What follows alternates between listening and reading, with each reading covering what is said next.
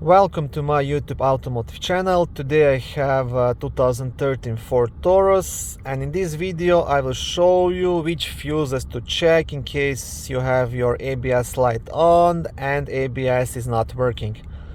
Now it's always a good idea first to check the fuses before you start digging deeper and looking into the ABS sensors and the wiring. This video will apply to Ford Tauruses made from 2013 all the way up to 2019.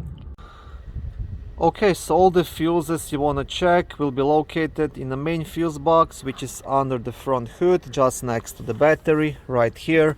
To leave this cover, you'll have two black clips on this side. You want to push them both at the same time and leave the cover straight up. On the back side of the cover, you will also have a fuse diagram. The first fuse you want to check is fuse number 5, which is right here, and it's a 50 amp fuse responsible for the power to the ABS pump.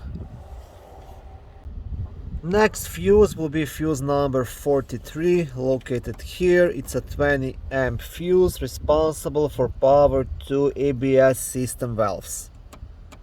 Now this is the second one to check.